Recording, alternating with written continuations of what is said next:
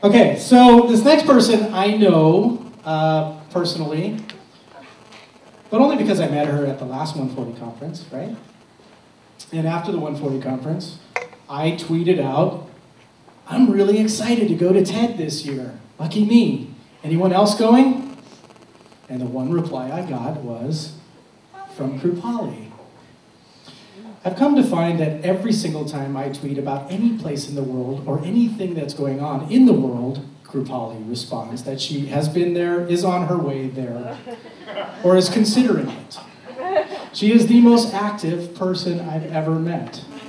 She accomplished the small task of becoming an oncologist.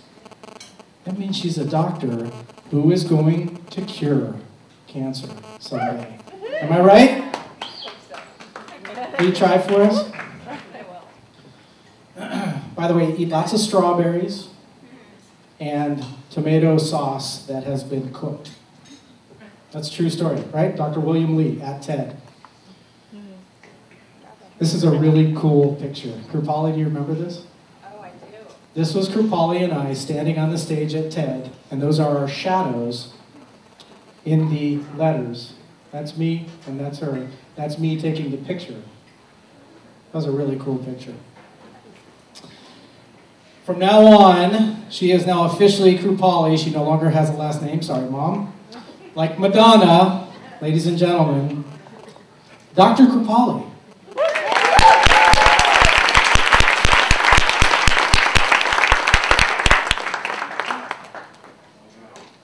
I love your shoes. There's a story. First of all, my med school classmates, if they could just see me now. They are, right now, right here. First of all, it's a pleasure and honor to be here. I'd just like to thank you, Jeff, so much for letting me speak, and Eric for, there I go, and Eric for arranging everything. I really appreciate it. And thanks to some of the friends that I met at the last 140 conference. You've made a lot of difference in what I'm going to be speaking about today. As Eric mentioned, I'm a radiation oncologist. So a lot of people come up to me every day and say, well, I don't think I can do what you do. I have people who die every day. I hold patients' hands as they take their last breath. I have to comfort people who are crying on my shoulder, a 20-year-old, because her mom is dying in front of her eyes. It's not an easy job, but I am very privileged to do it. I started trying to use social media for the benefit of my patients and people who are suffering and dealing with cancer right now. Including, last November I read an LA Times article. There was a 4-year-old girl named Maya who needed a bone marrow transplant. And she was of mixed race. She was half Caucasian and half East Indian. And if anybody knows anybody with leukemia or anybody who needs a bone marrow transplant, it's very difficult to find a match, let alone to find somebody with mixed race blood, because it's easier to find a match when you're of the same race. And a lot of Indians are not in the registry.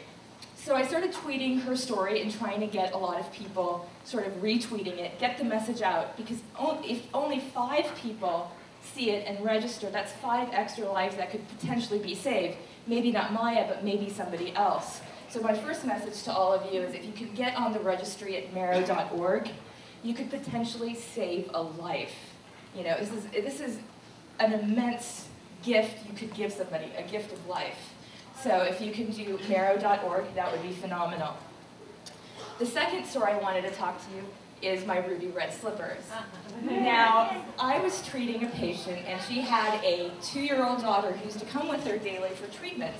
And as her mom was getting her radiation therapy, the daughter used to sit in my office. We became friends, and we used to talk about 2-year-old things, you know, chocolate, her sister, fighting, what she used to play with, what was her favorite cartoon. But the special thing about this rambunctious girl was she wore ruby red slippers to the office every day. And I was just enamored by it. You know, she had a spunky personality and she wore ruby red slippers. And I said, hey, I really like your shoes. And I was her friend. And so she was like, friend, get a pair so we could play twins. So I went on Amazon, got a pair, told her mom, and she and her sister came the following week, and I wore my shoes, and when she saw me, she got so excited. She was like, friend, we could play triplets! And they both hugged me, and that was that. The rest of the day I wore these shoes, and they made such a difference in patients' lives. New patients that I hadn't met. You know, I met a woman, she started crying, but once she saw my shoes, she started smiling, and she said, Doctor, do you mind clicking your heels 3 times? And I said, sure. And she goes, thank you. And for her to smile for that 1 minute while watching her husband, who was dealing with cancer that's not curable, was an incredible moment. I said, you know, wow. And the following week she said, you know, doctor, sorry so much for crying. And I go, you know, don't apologize for your emotions. You know, that's why I'm here. And she goes, you know, I went back to work and my friends asked me, hey, how did your doctor's appointment go? And all I told them, I smiled and I said, my doctor wears ruby red slippers. And for that to come full circle was phenomenal. Afterwards, I asked patients, support groups, I said, you know, do you guys go to support groups? Because, you know, it's hard to go through this alone. Cancer not only affects the person who's going through it, but their loved ones, family, friends, etc. And a lot of people were afraid to go to one alone because they wouldn't know anybody. So I said, you know, let me take initiative here. Let me start a support group for the patients that I'm treating, and let's call it the Ruby Red Slipper Club since it's so magical. And we started getting together. Meanwhile, as I started this, I treated a 30-year-old girl, and she had breast cancer, okay, at 30. And it wasn't just a normal breast cancer, it had already spread to all of her bones, so it was incurable. And I don't know how old a lot of you are, but 30 is way too young to be dealing with this and potentially dying in the next year or 2. She came in on a wheelchair because she couldn't walk because the cancer had riddled her knee. So she comes in a wheelchair, and I treat her knee with radiation to decrease the pain and hopefully kill any tumor that's there. A month goes by, I see her in a follow-up visit. She's still in a wheelchair. I start the Ruby Red Slipper Club. She comes, and she's walking with a walker. That was the first time I had seen her upright. I almost started crying. My mom, who's here in the audience, was there too. I mean, I was just amazed at how well she was doing. During that time, my support group, we talk about life. You know, what books we're reading, what we want to do we have any dreams, you know, we play games. I mean, it's really basic. It's just that people are connected with people, and they know that they're not alone fighting whatever battle they're fighting. So I mentioned to her something or the other, and she said, you know, I'd really like to go see the Ellen show. And I said, okay, well, you know, you can get online, I guess, get a ticket or 2. I'll work it out, and I want to take you to the Ellen show. And I said, you know, it'd be fun if, you know, if you watch the Ellen show, she dances with her little Converse shoes and all. I said, it'd be really cool to see if you can dance. I know you're not able to walk yet, but maybe you can kind of wiggle around with your walker. I mean, it would mean so much to her. And she's like, well, you know, we'll think about it. And I tried to get online. I went online, tried to get tickets to the Ellen show.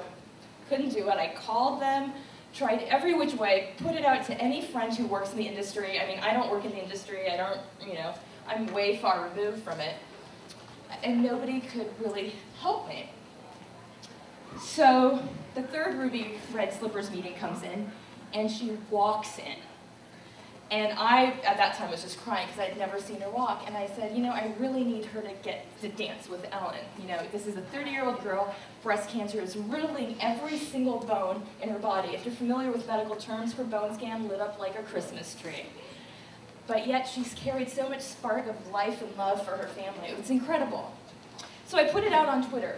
I said, anybody out there, can you help a patient of mine? She wants to go see the Ellen show. Stage 4 cancer, which means metastatic, you know, not curable, it would make her dream come true. So a person responded. She said, well, let me see what I can do. I had never met this woman.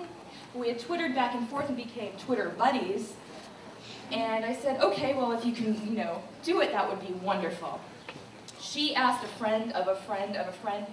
We got 2 tickets, VIP tickets for her to dance with Ellen next week. Yay!